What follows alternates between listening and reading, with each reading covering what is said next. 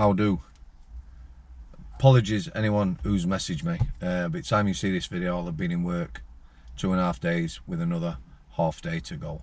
So capital punishment and euthanasia. I'm going to talk about capital punishment first. Obviously in this country we used to hang people. A lot of emotion around capital punishment. The obvious one now for me is, you know, guilty people and innocent people, because I've met people who are quite definitely innocent, you know, murder charges and the like. But I think capital punishment for me would be for the worst criminals, people who are getting whole of life, like the 2 coppers recently, one rapist and murderer and the other a serial rapist. You know, if someone's getting whole of life, they're the sort of people I'd be looking at with capital punishment. I think America is a mile out. Shouldn't have people sitting around on death row, you know, appealing sentences and stuff like that. I think when you look at it, you talk about it from a sort of empathic point of view. However, the people I'm talking about, I've got no empathy for them. The worst of the worst.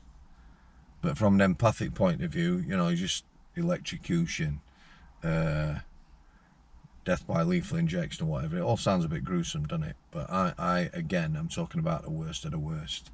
It'll never happen in this country. It'll never come back. For me, sentencing, you know, it wants changing. They're not so serious criminals. We need lesser sentences or something else, because I believe in Europe we've got the highest head of incarcerated people, and probably next to America, and there might be some third world countries, I don't know, but next to America, you know, people locked up per capita, per head of population is very high. And like I say, a lot of people I met, you know, could have dealt with them other way. People who suffered trauma and the like during childhood, I'm just locking them up and not doing anything about it. Then we come to euthanasia. So euthanasia, what's euthanasia? For me, I'm talking about people. A friend recently, I was talking to him, I interviewed him. His dad was really ill. Now his dad hadn't got capacity, couldn't make decisions for himself. He wanted to take him to one of these European countries, you know, Switzerland probably one of the first, I think, but certainly Belgium and places like that, and basically have assisted dying, you know, for people who are terminally ill, incredibly unwell, fragile, whatever. What I'm talking about is people, you know, there's no hope, we're not going to save them, they're in pain, and to save them suffering and their loved ones, you know, euthanasia, I think, is no bad thing. I really don't. A couple of people recently, a doctor and somebody last week, just got out of prison, did 18 months in another country for helping his missus, both of them, take their own lives. You know, there was no chance, they were in pain, end of life. That's euthanasia. So why am I talking about euthanasia and capital punishment together in the same video? So there is some organisations in the world, I believe the World Health Organization and others, that are talking about euthanasia, but it's pretty dark and sinister. I've read some articles that are quite disturbing, because again, let me just talk about the 2. Capital punishment, the worst of the worst, no chance of, you know, that they're guilty, quite definitely. I'm talking about the worst of the worst, getting rid of them. If you know, I was in charge in capital punishment. Euthanasia is for those people that, you know, there's no hope, end of life, pain, suffering. So 2 extremes there, And I read some interesting articles about Canada. I've got some Canadian subscribers. Bernice, we need to have that chat. We will get round to having that chat, love. So Canada, talking about euthanasia. They're quite open about euthanasia. Deeply disturbing, some of the stuff I read. There's a young girl, point and fact. Trauma, childhood trauma, abused as a child, wretched childhood. that led to, in her teens, eating disorder, anorexia nervosa. I know all about that. That one's really close to home. Is a shocking mental illness. You know, for me, the only way people are going to get cured with that, they need people around him who are super strong and supportive. Round him, I meant round them. Sorry, super strong, super supportive to give them any chance. You know, highest mortality rate of any mental illness. So, she, I believe, has approached the Canadian authorities on whatever front, and she said, you know, I don't want to be here anymore. I want to die. She's early 20s, maybe 22, 23. True story, this. And they've said, yeah, no problem. You don't want to live? Yeah, at 22, 23 years old, we'll help you die. What the fuck? Yeah? What is that about?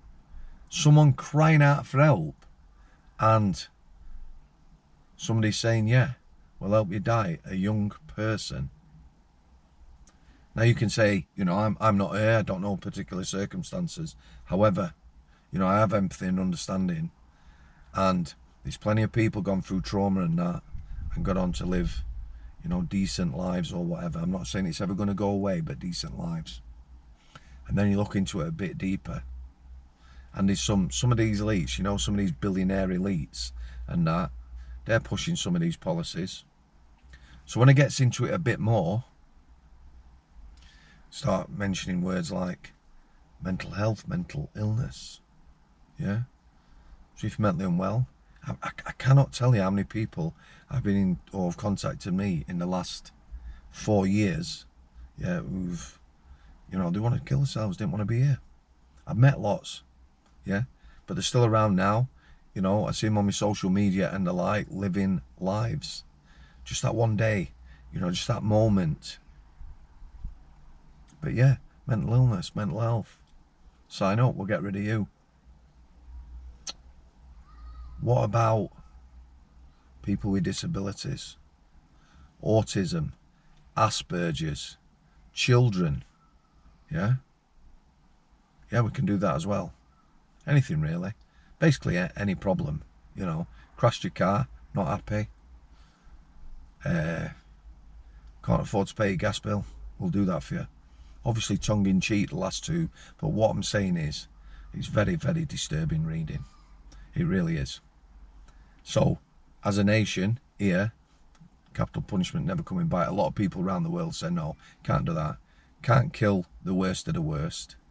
You know, can't stop them being a burden on society. Can't stop them using up money that could be used for more useful things. We can't do that.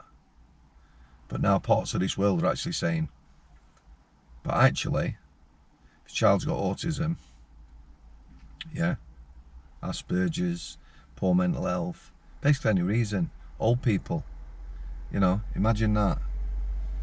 Imagine that sort of population out. Anyone over 70, let's get rid of them. Again, tongue-in-cheek, but it's a very, very slippery slope, this. For me, the most ill people, in pain, no chance of, you know,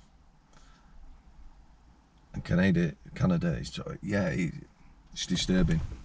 It's disturbing, to say the least. So I'm just going to leave it there, guys.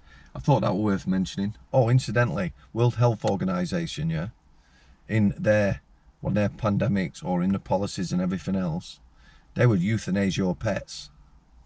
Nation of animal lovers, us, yeah.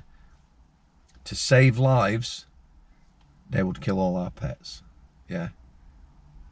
If they deemed it necessary to save human lives. We've heard that before, remember.